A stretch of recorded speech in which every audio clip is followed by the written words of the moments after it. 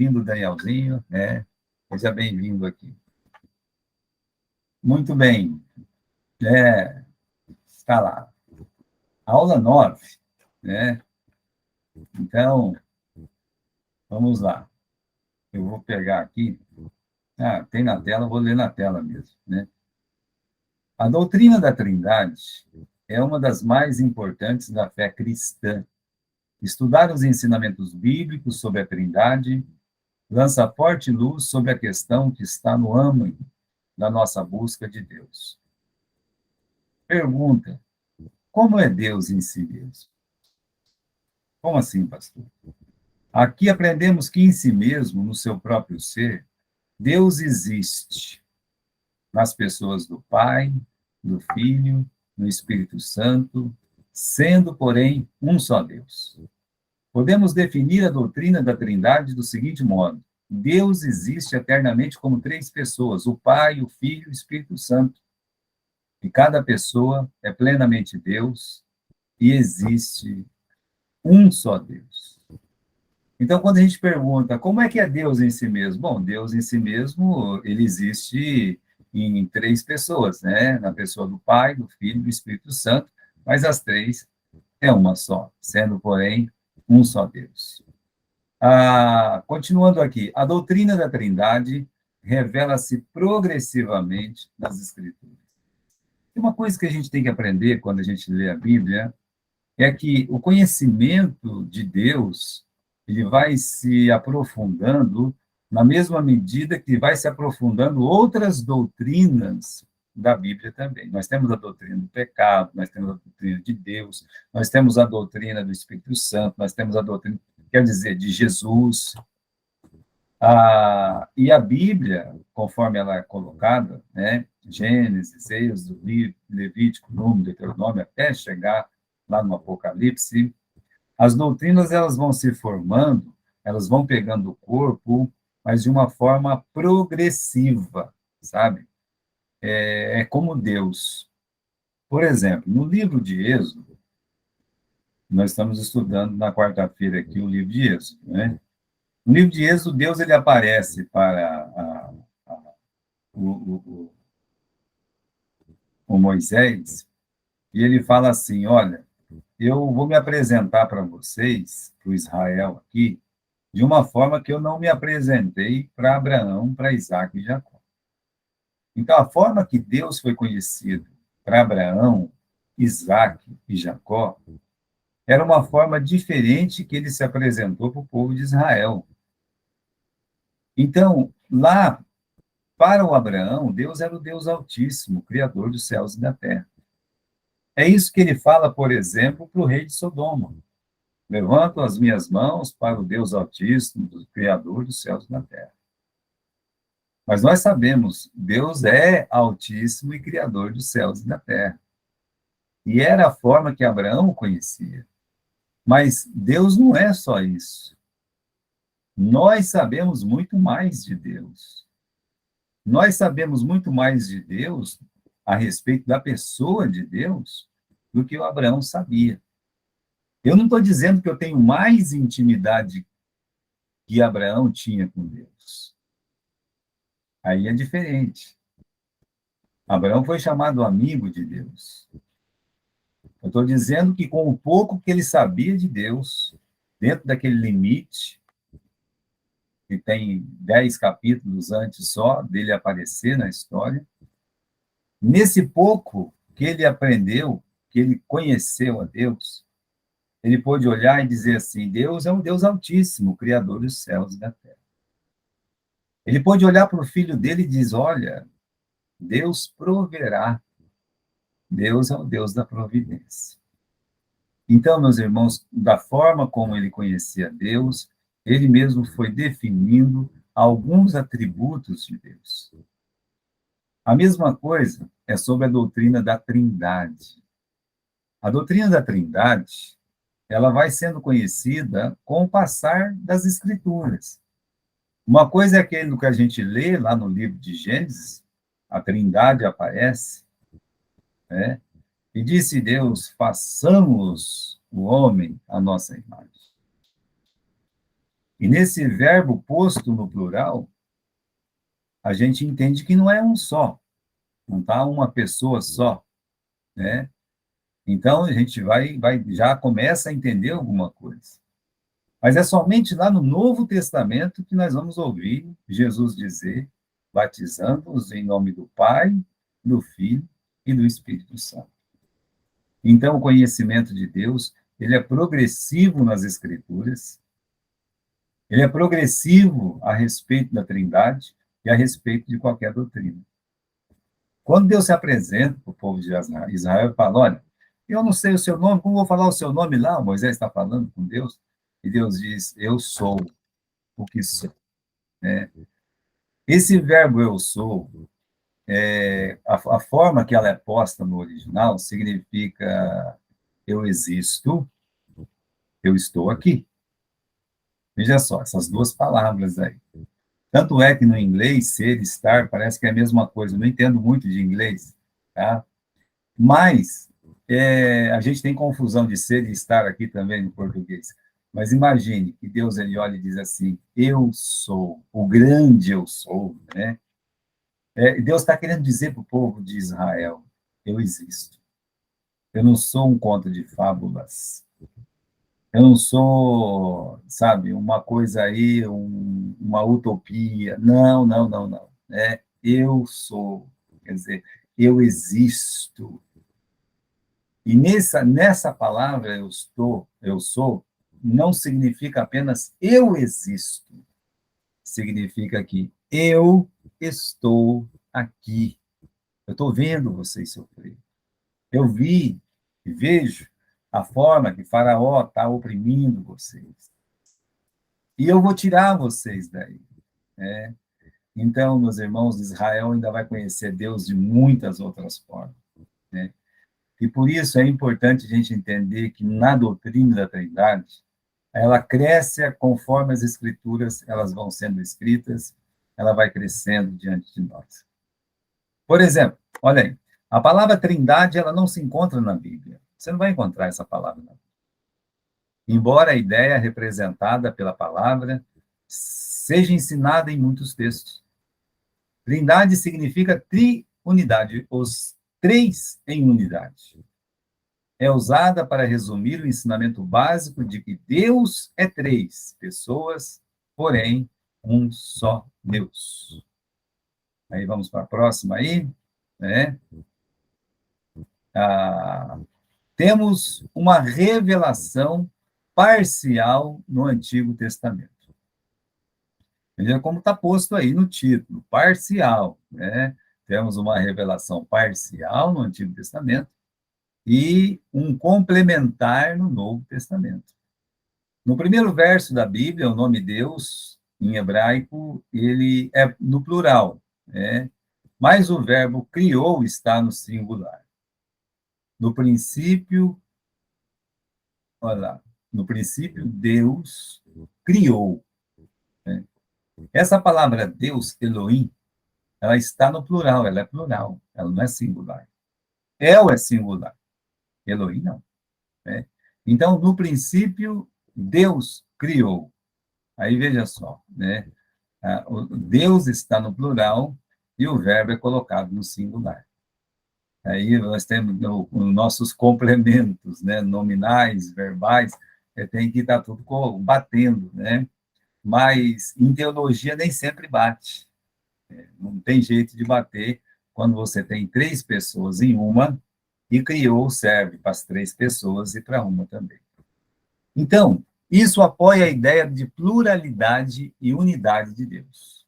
Em Gênesis 1:26, Deus disse: façamos o homem à nossa imagem.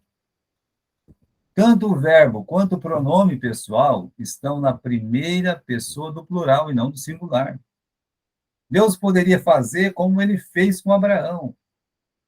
Farei, multiplicarei, etc, etc, sempre na primeira pessoa, né?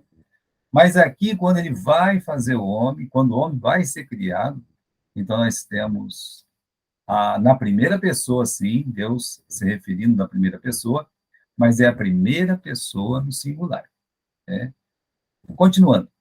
Alguém pode dizer que Deus falava com os anjos. Ah, ó, pastor, Deus está falando com os anjos aqui. Né? Mas nós não fomos criados à semelhança dos anjos. Então, Deus não está falando com os anjos. E os anjos não participaram da criação do homem. Não é dito que os anjos participaram, não. É importante se ressaltar isso aí. Né? Os anjos, eles podem ter assistido, mas eles não participaram da nossa criação. A nossa imagem, nós não temos a imagem de um anjo. A Bíblia não diz isso. Nós somos a imagem e semelhança do nosso Deus. Isso significa que há mais de uma pessoa, e através de outros trechos aprendemos que são três, e que os três são. Essa pluralidade de pessoas, Pai, Filho e Espírito Santo, então, essa pluralidade de pessoas continua sendo encontrada em outras ocasiões do Velho Testamento, como na questão da Torre de Babel. Eis que o homem se tornou um de nós, né? Vinde, desçamos, confundamos ali a sua língua. Ou como fala lá em Isaías, a quem enviarei? Quem irá por nós? Quando o Isaías apresenta, eis-me aqui, Senhor. Eis-me aqui, usa-me. A quem enviarei? Quem irá por nós? Em outra passagem, como o Salmo 110, versículo 1, a pluralidade das pessoas fica clara e evidente, e sem a argumentação dos adversários, como aconteceu com os fariseus, quando Jesus perguntou sobre a filiação de Deus, né? Em Mateus, capítulo 22, versículo 41 e 46, né? Eu vou ler aqui os Salmos, né? 110, versículo 1, vou passar aqui, 110, versículo 1. Disse o Senhor ao meu Senhor, essa é a palavra que Jesus usa lá com os fariseus. Assenta-te à minha mão direita até que ponha os inimigos por escabelo de teus pés. Disse o Senhor ao meu Senhor. Que Senhor é esse que está falando para o Senhor? Né? É por isso que os judeus lá ficaram quietinhos. Pode ser que eles tinham a resposta, mas não queriam dar a resposta. Capítulo 22, versículo 41, né? E então, estando reunidos, os fariseus interrogou-os Jesus, dizendo, que pensais vós do filho do Cristo? De quem ele é filho? Eles disseram, de Davi. E disse-lhe ele, como é então que Davi, em seu espírito, lhe chama Senhor, dizendo, disse o Senhor ao meu Senhor. Se ele é filho de Davi, então por que Davi chamou ele de Senhor? No sentido de Deus, né? Então, o Messias, ele é filho de Davi, ele é descendente de Davi. Filho de Davi no sentido de descendente de Davi. O que Jesus está querendo dizer aqui é que Davi chamou o seu Senhor de Deus, que é Cristo, né? Que é o Senhor Jesus Cristo. Se Davi, pois, lhe chama Senhor, como é o seu filho? E ninguém podia responder nenhuma daquela palavra. Estão entendendo? Então, Jesus, ele colocou realmente os fariseus na parede, dizendo, por que Davi chamou lá o seu filho de Senhor? Né? É bom para se pensar, não é verdade? Então, vamos continuar aqui. Curiosa ainda é a tríplice bênção do sumo sacerdote, né, que fala dos três, né? Ainda outras duas passagens em Isaías elucidam a Trindade. Nós vamos pular essa parte aqui, tá? Nós já lemos essas outras. Pode pular, Daniel, né? E no Novo Testamento, é no Novo Testamento que nós temos uma revelação mais completa da Trindade. Então, no Velho Testamento, a gente tem uma visão parcial, né? E no Novo Testamento, nós temos o complemento, que nós chamamos de mais completa da Trindade. Quando começa o Novo Testamento, entramos na história de quem? Da vinda do Filho de Deus à Terra. No batismo de Jesus, as três pessoas se manifestam realizando ações distintas. Deus Pai, ele fala lá do céu. Deus, o Filho, ele está sendo batizado. Deus, o Espírito Santo, ele desce do céu para pousar sobre Jesus e dar-lhe poder para o seu ministério. Ao final de seu ministério terreno, Jesus, ele diz aos seus discípulos que devem ir e fazer discípulos de todas as nações, batizando-as em nome de. Em nome de implica que cada um desses nome de é uma pessoa, tem uma personalidade. Então, em nome de, em nome do Pai, em nome do Filho, em nome do Espírito Santo. É engraçado, irmãos, que você sabia, os católicos não têm muito problema de entender a Trindade. Eu vou explicar por quê, porque eles nem pensam sobre essa questão, né? Nem pensam nisso, né? Sobre a Trindade. Como eles, assim, não gostam de pensar muito, porque eles não gostam de pensar muito com a Bíblia, então, qualquer coisa que eles falar lá na frente, lá, eles acabam acreditando. Então, o padre olha e diz assim, ó, temos a Santíssima Trindade. Pronto, acabou. Eles já creem na Santíssima Trindade, né? E aqui, irmãos, é uma coisa boa para a gente pensar, né? E fé não é aquilo que a gente vê. Fé é o quê? A fé vem pelo ouvir da palavra de Deus.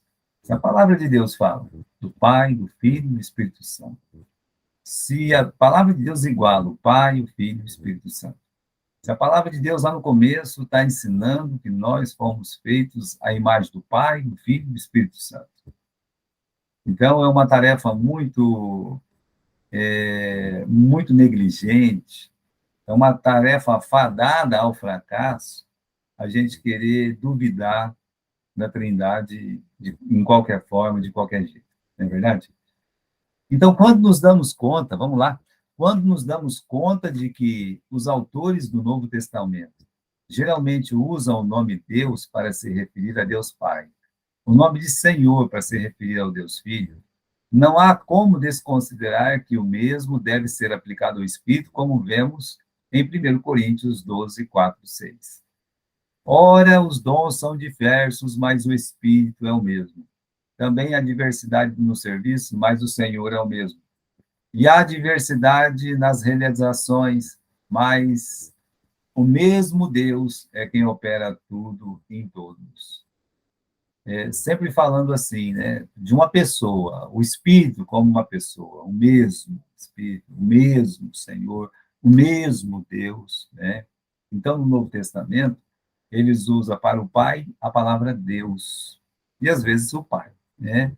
E para o Filho, então, é Senhor, e para o Espírito mesmo, é a palavra que eles usam, tá? E há diversidade nas realizações, tá? Vamos aqui. Igualmente, o último verso de 2 Coríntios, ele é trinitariano na sua expressão de bênção apostólica. Às vezes, irmãos, eu fico pensando, né, se até onde a gente não deveria fazer uso da bênção, chamada bênção apostólica, todas as vezes que acabasse o culto na igreja. Se o pastor pudesse dizer a graça do Senhor Jesus Cristo, e o amor de Deus e a comunhão do Espírito Santo sejam com todos nós. Isso é uma bênção maravilhosa. É uma bênção que nos faz refletir, né? Como está aqui, a graça do Senhor Jesus. O amor de Deus. Deus amou o mundo. Ai, que som. O som da graça. Deus amou o mundo. Esse som é muito diferente do som da lei. O som da lei é não, não, não, não, mas o som da graça é Deus amou o mundo. o amor de Deus, a comunhão do Espírito Santo. Vai se definindo aí, meus irmãos, o papel deles também, o Pai, o Filho, o Espírito Santo. Ficar pensando na comunhão do Espírito, o que me liga aos irmãos da igreja, o que falta a igreja me faz, por que a igreja me faz tanta falta? Por que eu preciso dessa comunhão de Deus, irmão? O que nos liga aqui, sabe? Nós 6 que estamos aqui, nós 7 que estamos aqui nesta noite. Se não é esse poder do Espírito Santo, não tem nada aqui que nos atrai, que nos coloca nesse horário junto, a não ser essa comunhão que existe do Espírito Santo. Então, irmãos, o Novo Testamento ele vai definindo papéis. Se o Velho Testamento diz, olha, eles existem, o Pai, o Filho, o Espírito Santo existem. O Novo Testamento dá a função de cada um deles para nós. Então, continuando, confira ainda a menção da Trindade em 1 Pedro, capítulo 1, versículo 2. Eu vou ler aqui, 1 Pedro, capítulo 1, e versículo 2. 1 Pedro, capítulo 1, e versículo 2. Diz assim: eleitos segundo a presciência de Deus, em santificação do Espírito, para a obediência e aspersão do sangue de Jesus Cristo. Eu estou dizendo, o Novo Testamento ele define o papel do Pai, o papel do Filho, o papel do Espírito Santo, o Pai que ama, o Pai que na sua presciência já nos elegeu, né? O Filho, né, que ele tem essa, né, essa função salvadora, e a salvação nada mais é que a expressão da graça, né? O Espírito Santo, que lá na bênção apostólica fala de comunhão do Espírito, aqui fala de santificação, e realmente é o Espírito Santo que nos convence do pecado, da justiça e do juízo, que nos leva a ter uma vida de santificação na presença de Deus, que nos faz ficar tristes quando nós pecamos, alegres quando nós estamos servindo a Deus. Isso é o papel do Espírito Santo. Então, irmãos, temos essa triunidade conferida em muitos textos do Novo Testamento, mas principalmente em 1 João, capítulo 5, versículo 7. Tem Bíblia que não tem esse versículo, né? Mas no original tem. Então, diz assim: há 3 que dão testemunho, o Pai, a Palavra e o Espírito Santo. E os 3 são um. Bom, Jesus já tinha dito que eu e o Pai somos um, né? Agora, o mesmo apóstolo que escreveu Eu e o Pai somos um, ele está escrevendo aqui no seu livro: há 3 que dão testemunho, o Pai, a Palavra e o Espírito Santo. A palavra é Jesus. No princípio era o Verbo, ou seja, a palavra. E o Verbo estava com Deus. E o Verbo era Deus. Então, define aqui que Jesus, ele é Deus. Mas vamos ver isso já já também, tá bom? Portanto, há 3 declarações que resumam o ensino bíblico da Trindade. A primeira declaração é que Deus é 3 pessoas. A segunda declaração é que cada uma dessas 3 pessoas é plenamente Deus. E a terceira declaração é que só existe um Deus. Vamos pular, né? Deus é 3 pessoas? O que isso quer dizer? Significa que o Pai não é o Filho e também não é o Espírito. E da mesma forma, o Filho e o Espírito não são o Pai, como o Filho não é o Espírito e nem o Espírito é o Filho. Olha que confusão, hein, pastor? É isso que quer dizer 3 pessoas. É 3 pessoas. O Pai é uma pessoa, o Filho é uma pessoa e o Espírito Santo é uma pessoa. Significa ainda que cada uma delas possui a sua própria personalidade, ou seja, tem autoconsciência, possui inteligência, autodeterminação e afeições próprias. Em suma, cada pessoa da Trindade é consciente da sua própria identidade, o que tem que fazer, né, de sua própria função, de como executar essa função. Jesus ele sabia muito bem que ele tinha que vir ao mundo, sofrer o que ele sofreu, morrer. Então ele sabia qual era a sua função, mesmo sendo Deus, mesmo sabendo que ele tinha uma glória lá no céu junto ao Pai, tendo sensações de tristeza, de pesar, de alegria, de amor, mas como pessoas distintas. O Espírito Santo fica triste, chora, mas Jesus também chorou.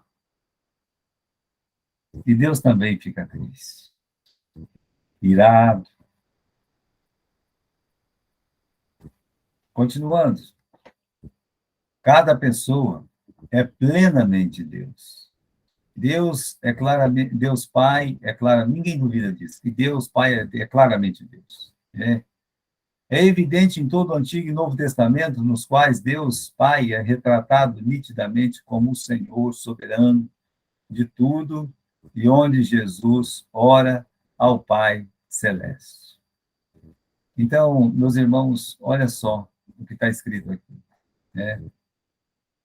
Deus Pai é claramente Deus. Ah, pastor, quem não sabe disso? Mas é importante você declarar isso. E Deus Pai, ele é Deus, né? Isso fica evidente no Velho, no Novo Testamento, e ele é um Senhor soberano de tudo, né? E a ponto de Jesus orar ao Pai, né? E naquela submissão das pessoas na Trindade. Continua, né? O Filho, ele é plenamente Deus. O Pai é Deus, mas o Filho é plenamente Deus. Aqui uma questão que os testemunhos de Jeová têm muito problema de admitir, né? Eles cometem esse erro gravíssimo de colocar Jesus como uma pessoa normal ou rebaixada. E olha, é um erro grave. É um erro grave rebaixar Cristo.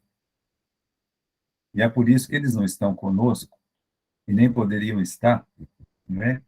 E eles não podem estar com ninguém também, porque a maioria das igrejas cristãs, que se prezam por cristãs, eles acreditam na Trindade. Nós podemos ter divergências com os católicos, com os pentecostais, nós podemos ter divergências com outros grupos cristãos, mas o mormonismo, o adventismo e alguns outros ismos, eles não são cristãos, porque para ser cristão, Cristo tem que ser Deus. Então, aqui, meus irmãos, a sua divindade é explicitamente afirmada no Antigo Testamento por Isaías, que chama Jesus de Pai da eternidade. Deus forte, Pai da eternidade, Príncipe da paz, Conselheiro. Olha, muita coisa que é dito sobre Jesus lá. Eu vou abrir aqui no livro de Isaías, capítulo 9, versículo 6. Isaías, capítulo 9, versículo 6.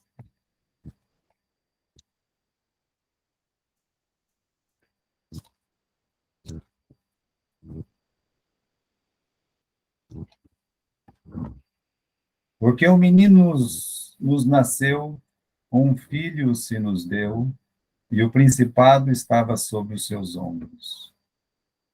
E se chamará o seu nome, Maravilhoso, Conselheiro, Deus Forte, Pai da Eternidade e Príncipe da Paz. Não é lindo esse versículo, né? Mas quando fala que ele é Pai da Eternidade. Continuando aqui, meus irmãos, e por Miqueias, quando este afirma que de Belém sairia aquele cujas origens são desde os tempos da eternidade, né? Há vários textos no Novo Testamento que afirmam diretamente a deidade de Cristo. O anjo antecipou a Maria que seu filho seria chamado Emanuel. Emanuel quer dizer Deus conosco, né? Ou seja, Deus ele está conosco, Deus está aqui no meio de nós. Para João, o verbo que se fez carne é desde o princípio, estava com Deus e é Deus. Tudo foi feito por meio dele, sem ele nada do que foi feito se fez. Mesmo Tomé, um dos mais desconfiados dos apóstolos, declarou: Senhor meu e Deus meu. Paulo diz aos romanos que Jesus é o Deus bendito para todo sempre. E para Tito acrescenta dizendo: ser Jesus, nosso grande Deus e Salvador. O autor de Hebreus o coloca no trono eterno, mas acerca do Filho, o teu trono, ó Deus, é para sempre. João volta a reafirmar sua divindade quando diz: estamos no verdadeiro em seu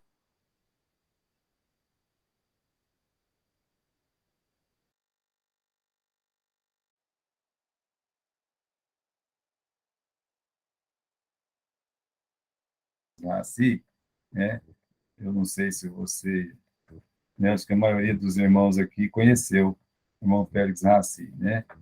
E o irmão Félix Raci, ele usava esse versículo aqui, de 1 João, capítulo 5, versículo 20, para tentar convencer os testemunhos de Jeová. Ele usava esse versículo aqui, ele falava, olha, né, estamos no verdadeiro, perdão, em seu Filho, Jesus Cristo. Este é o verdadeiro Deus e a vida eterna. E usava um outro texto de Isaías que era semelhante a esse. Finalmente, no Apocalipse, lemos: eu sou Alfa, sou Ômega, sou o princípio, sou o fim. Né? Isso não é música de Raul Seixas, não.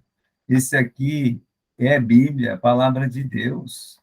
É Jesus dizendo: eu sou o começo, eu sou o princípio, eu sou o fim, comigo tudo começa. É isso que ele está dizendo, eu sou eterno. Né? O Senhor Jesus faz coisas próprias da sua divindade. Próprias da divindade, coisas que Deus, somente Deus pode fazer. Como ressuscitar fisicamente, dar vida espiritualmente, é outro milagre, né? Exerce a função de juiz, é o criador do universo, perdoa pecados, até os judeus, naquela ocasião do paralítico, eles ficaram interrogando, perguntando: quem pode perdoar pecados, senão esse?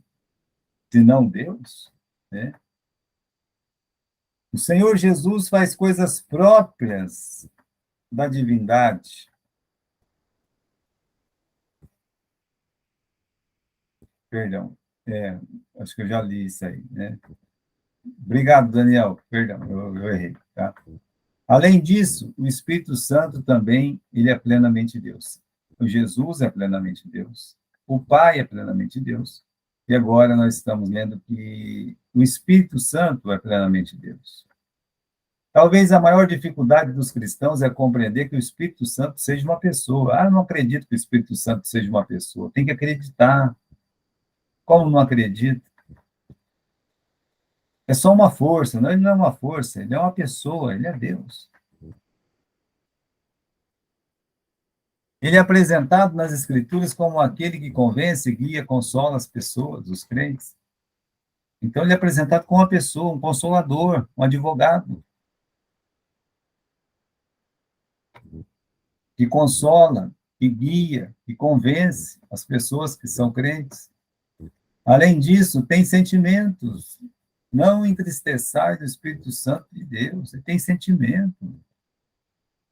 Quando a igreja recebe a orientação de batizar em nome do Pai, do Filho e do Espírito Santo, entende-se que os três estão classificados no mesmo nível: Pai, Filho e Espírito Santo. Imagine se Jesus tivesse dito: batizem em nome do Pai, do Filho e do Arcanjo Miguel. Calma. Rapidamente estranharíamos que um ser criado, mesmo quando sendo arcanjo, recebesse tamanha honra. Mas não é isso. Não é assim com o Espírito Santo. Além disso, o Espírito Santo possui atributos divinos como a onipresença, a onisciência, tão peculiares a Deus. O ato de dar novo nascimento a todo que crê é uma divina obra do Espírito Santo. Então, meus irmãos, o Espírito Santo, ele é Deus, né? Tanto quanto o Pai, tanto quanto um Filho. Só há um Deus. As Escrituras deixam claro que só existe um único Deus, são um em propósito, em concordância do que pensam e na sua essência. Deus é um só ser. Não existe três deuses, e podemos comprovar essa verdade. No Novo Testamento, Paulo afirma que Deus é um só, e Jesus lembra: eu e o Pai somos um. Tanto a pessoa do Pai e do Filho e do Espírito Santo possui em si todo o ser de Deus. Não há um que seja maior ou menor do que o outro. Pode pular, né?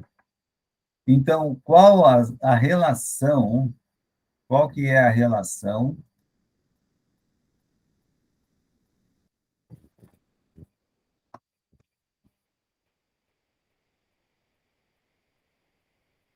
qual é a relação entre as três pessoas e o ser de Deus? Quais são as diferenças entre o Pai, o Filho e o Espírito Santo? Tem diferença? Os três são um, mas tem diferença? Né? Não há absolutamente nenhuma diferença nos atributos. O que o Pai, o Filho e o Espírito Santo fazem, ou, perdão, o que o Pai faz, o Filho faz, o Espírito Santo faz. No que concerne aos atributos de amor, de graça, de misericórdia, de bondade, de benignidade, de onipresença, de onipotência, de onisciência, não existe diferença nos atributos. A única diferença entre eles é o modo que se relacionam uns com os outros e com a criação. O modo que um se relaciona com o outro, eles, meus irmãos, se sujeitam uns aos outros de acordo com a economia divina. E a forma como eles se relacionam com a criação, no caso específico, até o ser humano, aí é bem diferente. Então, é isso que muda. Continuando, né? A qualidade singular do Pai é o modo que ele se relaciona como Pai, com o Filho e o Espírito. A qualidade singular do Filho é o modo como ele se relaciona como filho, com o Filho.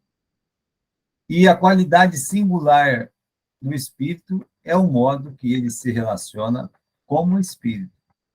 Como se relaciona o Pai? Ele se relaciona como Pai. Ele não vai se colocar no lugar do Filho. O Filho se relaciona com a sua criação, com os seus servos, com seus discípulos. Ele se relaciona como Filho. E da mesma forma, o Espírito Santo. Ele se relaciona como o Espírito Santo, né? Chamamos esse relacionamento de trindade econômica, ou seja, o modo como as coisas são feitas pela pessoa da trindade.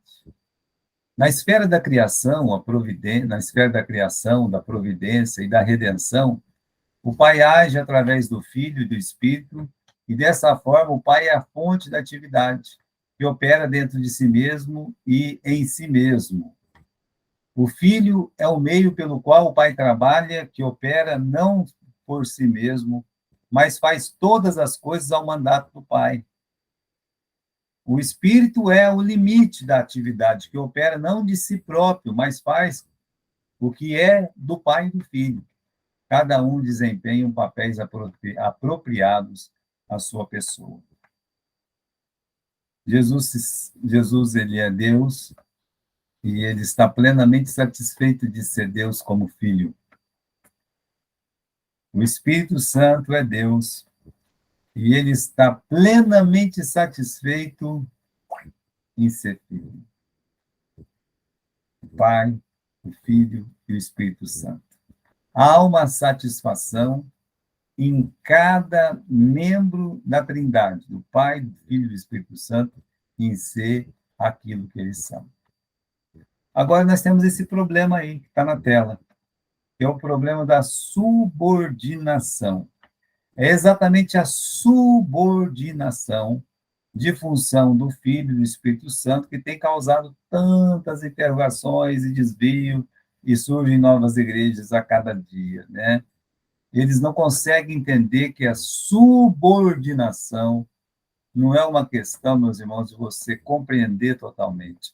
É uma questão de fé, que você crê quem é o Pai, quem é o Filho, quem é o Espírito Santo, e o Espírito Santo, ele se sujeita ao Pai e ao Filho, que o Filho se sujeita ao Pai e o Pai não, né? Então, mas isso faz parte da economia da Trindade. Há o problema da subordinação. Então, é exatamente a subordinação de função do Filho e do Espírito Santo que tem causado muitas interrogações e desvios. O Deus triuno trabalha de forma que cada uma das pessoas faz uma obra e nelas o Filho e o Espírito estão numa função de subordinação. Mas... Eu não estou ouvindo. Será que os outros irmãos estão ouvindo? Aqui está saindo normal, pastor. Calma lá, vamos tentar arrumar o... Será que eu cortei o seu microfone? Alguma coisa? E agora, está ouvindo? Está ouvindo, Neuza? Está ouvindo, Neuza? Eu acho que é lá com ela, pastor, que aqui tá, eu também estou ouvindo normal. Deixa eu ver.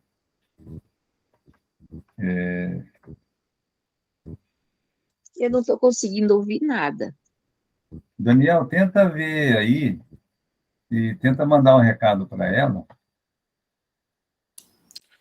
Pode ser que ela vá... Você consegue me ouvir? É só o pastor. Estou achando que é lá mesmo, alguma coisa da internet dela. Pedi para ela entrar e sair sair e entrar de novo. Irmã Neuza, tenta entrar e sair de novo. Consegui, agora voltou. Aí, né? Aqui na igreja a gente tem um lema quando a gente vai sair, né, com os adolescentes, com os jovens, ou vai tudo ou não vai ninguém, né? Então a nossa aula aqui tem que estar todo mundo ouvindo, né? Aí fica legal. Então, continuando aqui esse problema da subordinação. Vou ler de novo, tá? É exatamente a subordinação de função do Filho e do Espírito Santo que tem causado muitas interrogações e desvios. O Deus triuno trabalha de forma que cada uma das pessoas faz a obra e nelas o Filho e o Espírito estão numa função de subordinação, mas não de subordinacionismo. O Filho foi enviado pelo Pai, orava ao Pai, pedia ao Pai e recebeu a autoridade do Pai. Mas é como eu disse, ele tem plena satisfação e é pleno Deus, né, por ser o Filho subordinado ao Pai. O Espírito foi enviado pelo Filho e também pelo Pai para consolar os cristãos e só revela a eles aquilo que o Filho ordenou. Então, o Espírito Santo, ele foi enviado pelo Filho e pelo Pai. O Filho pelo Pai, não pelo Espírito, né? Então, você está vendo aí uma cadeia de subordinação, né? E isso não diminui em nada a pessoa, nenhuma das pessoas da Trindade, né? Então, cada pessoa desempenha com perfeição o seu papel. Ao Pai cabe ordenar, ao Filho obedecer e ao Espírito operar. Antes da fundação do mundo, o Pai foi o Pai, o Filho foi o Filho, o Espírito Santo foi o Espírito Santo. Estas relações são eternas e não algo que ocorreu no tempo. Então, meus irmãos, sempre houve o Pai, sempre houve o Filho e sempre houve o Espírito Santo. Ele não há uma submissão no sentido que, de desvalorização, mas uma submissão inteligente, né? Uma submissão de função no que se refere ao Espírito, ao pai e ao filho, o filho ao pai, né? É assim que nós vemos dentro das Escrituras. A diversidade, a unidade das três pessoas, pode ser fracamente comparada com a união de um homem com a mulher. Veja só. Essa diversidade, essa unidade das três pessoas pode fracamente ser comparada com a união de um homem com uma mulher. Paulo diz que o homem é o cabeça da mulher. Mas nós sabemos que o homem não é mais importante que a mulher. E ainda, os dois são uma só carne, tornando-se um só corpo, uma só mente, um só espírito. Mas se você lê na palavra de Deus, a palavra de Deus diz: mulheres, sujeitai-vos aos vossos maridos. Não é diminuição de pessoa, não é diminuição de personalidade, não é subordinacionalismo, como fala lá, aquela palavra difícil. Meus irmãos, é uma questão de função, de papel mesmo, de papel neste mundo, no caso do homem com a mulher e vice-versa. E a mesma coisa se encontra na Trindade. Você não pode pensar que só porque a Bíblia falou, né, mulheres, sujeite ao vosso marido, isso não quer dizer que ela vai viver oprimida, que ela tem que ser pisada, que coisa e tal, de jeito nenhum, né, de forma nenhuma. Olha, irmãos, a Bíblia fala da salvação, né, a salvação, e Paulo lembra, quando ele está falando da conversão dele, que Cristo é o filho da mulher. É interessante isso aí. A mulher foi, assim, fundamental para a queda do homem, e com a mesma importância de fundamento, foi na salvação do homem. Porque se ela gerou o pecado, no sentido que primeiro foi lá e pegou o fruto e comeu, como Paulo fala para Timóteo, não foi o homem que pecou primeiro, foi a mulher, né? Mas também, meus irmãos, se por ela entrou o pecado, por ela entrou o vencedor do pecado. Por ela entrou aquele que ia destruir o pecado. E na morte ia vencer a própria morte. No caso, a Maria dando luz a Jesus Cristo. Então, assim, a gente não pode pensar que uma mulher é menos que um homem, só porque na Bíblia está escrito: sujeitai-vos aos vossos maridos. Da mesma forma, irmãos, você não pode imaginar que o Filho, que o Espírito Santo, é menor do que o Pai, que o Espírito é menor do que o Filho e o Pai, ou que o Pai é muito maior do que o Filho e o Espírito Santo. Então, a gente tem que tirar essas coisas da nossa cabeça e crer pela fé nessa triunidade, né? E aí, meus irmãos, continuando, né, diz assim: a unidade da igreja serve-nos como outro exemplo de diversidade e unidade, né? Ou entre Cristo e a sua própria igreja. Continuando, na obra da criação, temos o Pai, que é Deus, a palavra que disse, e o Espírito de Deus pairando sobre a face do abismo. Então, lá no começo de tudo, no começo, quando falo da criação, né, Deus, temos aqui o Pai, né, nós temos o verbo descende, no caso aqui, a palavra, né, e disse Deus, né, haja luz, né, assim, né? Então, e o Espírito de Deus estava lá no começo, fazendo o quê? Pairando sobre a face das águas. Enquanto o Pai trazia à existência as coisas através do Filho, o Espírito dava vida a essas coisas existentes. Olha que interessante. Enquanto o Pai nos envia ao mundo e Jesus Cristo morre para nos salvar, o Espírito Santo nos vivifica, né? Nos dá essa vida abundante. É um trabalho perfeito da Trindade. Que trabalho maravilhoso. É o trabalho de Deus na nossa salvação. Continuando aqui, né? Enquanto o Pai trazia existência às coisas através do Filho, o Espírito dava vida a coisas existentes. Na obra da providência, também contemplamos a ação conjunta da Trindade. Finalmente, vemos a Trindade agindo na obra da redenção.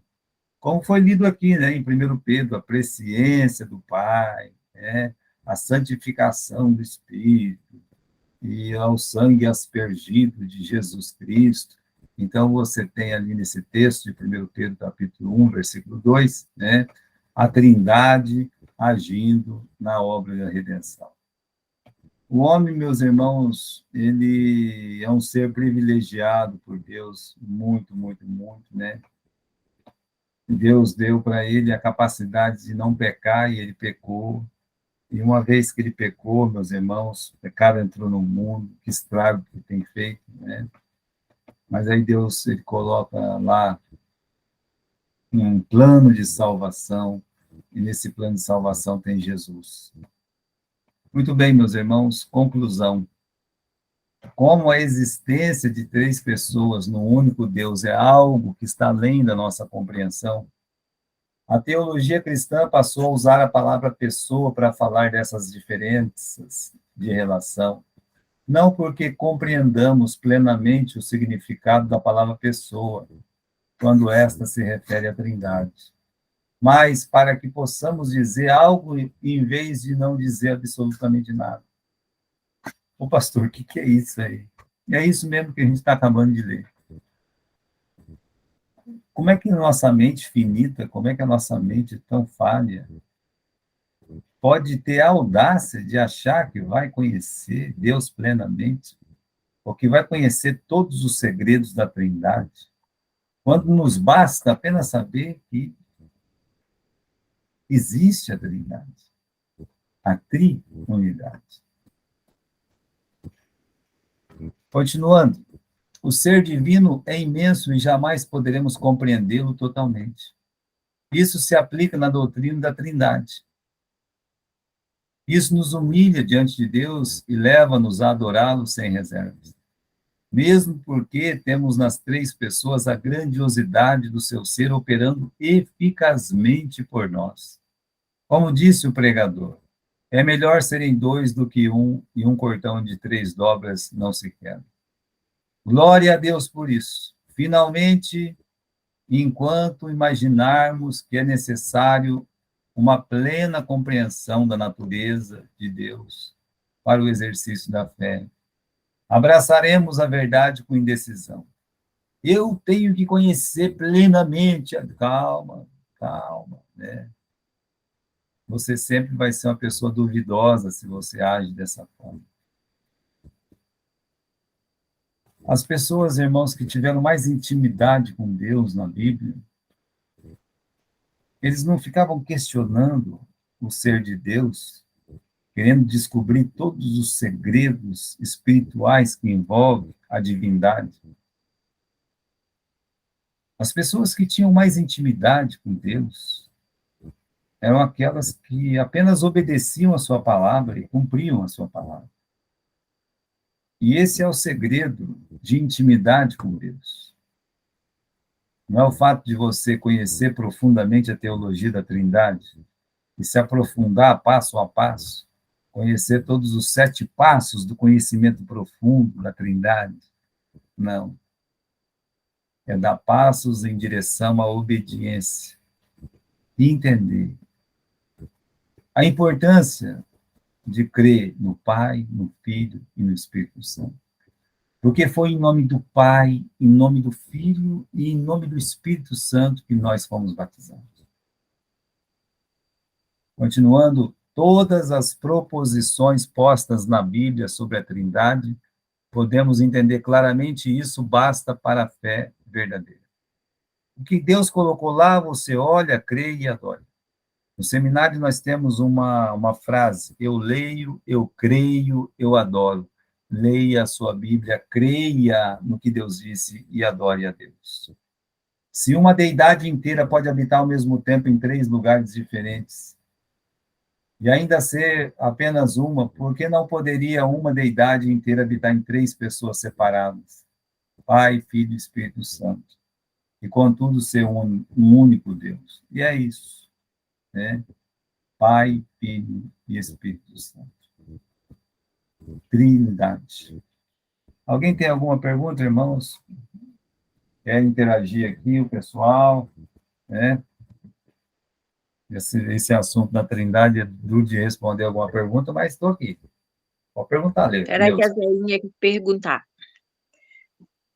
Pastor, eu aprendi com o pastor Steven que a palavra no plural, como está façamos o homem, porque em grego, duas pessoas é dual, não é plural como nós conhecemos. Então, de três para frente é que se refere no plural. O senhor concorda? Porque eu aprendi assim com o pastor Steve. Ele fez esse estudo lá na nossa igreja. Olha, uma coisa é certa, irmã Neuza, que é o hebraico, né? Lá seria o hebraico, então, né? Uhum. Ele disse que foi escrito no grego. Deixa ele falar, mãe. Assim, o que eu entendo do hebraico é plural ou singular, né? E em sendo dual, eu nunca ouvi falar, sabe? Mas uma coisa eu sei também. O pastor Steve era um homem que ele estudava muito, muito, muito as palavras na origem dela, entende? Então, eu posso fazer o seguinte, né? Jamais eu vou colocar em dúvida isso que ele disse, não. Eu posso estudar mais sobre o assunto e tentar trazer alguma coisa.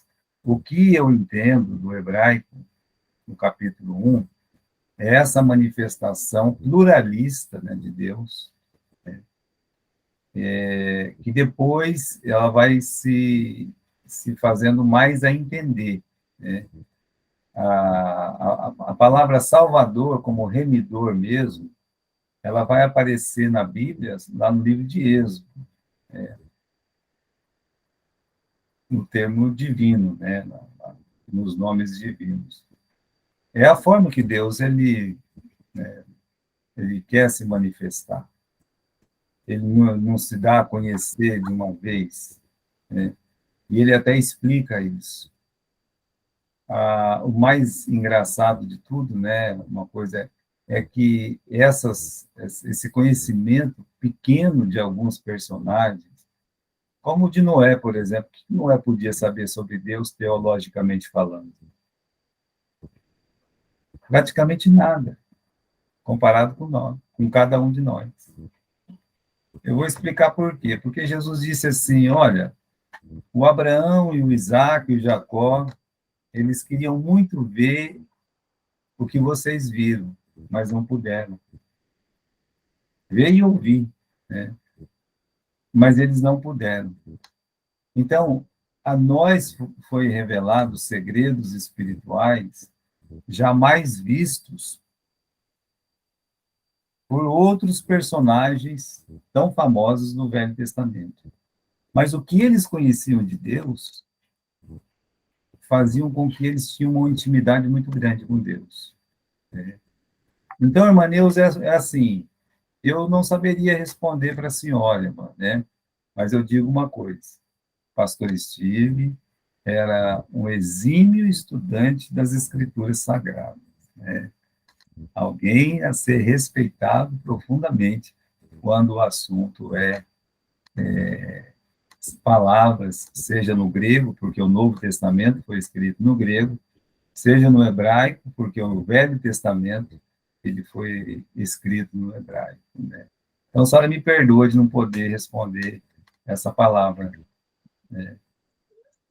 Eu te perguntei, não, foi mamãe. É ela que está aqui do meu lado assistindo, quis perguntar. Então, irmã Irinete, eu não tenho essa resposta, sabe? Eu posso me aprofundar lá depois de estudar, né, mais um pouco. Vou ficar devendo essa aí para a senhora, tá bom? Alguém tem alguma outra pergunta? Olha, só teve uma, eu não respondi. Para vocês verem, né, como não é fácil. Eu estava lendo as folhas da missão hoje, E aí eu encontrei uma foto, né, que foi publicada nas Folhas da Missão, de 1988, que foi uma das minhas primeiras aulas do seminário. E estava lá, né, a irmã Lourdes, a irmã Lúcia, a irmã Renate, a irmã Noêmia, coitada, já era de idade, quando ela estava terminando o seminário com a gente. Tinha um senhor que chamava Antônio, que também era seminarista, e tinha um outro irmão, que era o irmão Aurélio, né? Alguns já faleceram, e eu estava lá com 17 anos de idade, né? Não aprendi muitas lições, acho que o menino de 17 anos não presta muita atenção nas coisas, e deu no que deu. Mas se ninguém tem mais nenhuma pergunta, tá? Então, meus queridos irmãos, eu agradeço a Deus de poder estar com vocês aqui, tá? Desculpa de não ter aula semana passada. Pode falar, irmão Aurelino. Não, pastor, tranquilo. O pastor Natalino está fazendo esse estudo sobre a Trindade e é o que o irmão está explicando aí, claramente. Obrigado, pastor. Ele é outro estudioso da Bíblia, é bom, né? Esses pastor batista, eles gostam de estudar a Bíblia, isso faz bem, né? Tá bem. Irmã Máurea? Acho que a irmã Máurea não está conseguindo também falar com a gente, coitado. Oi, irmã Máurea. Não está saindo som.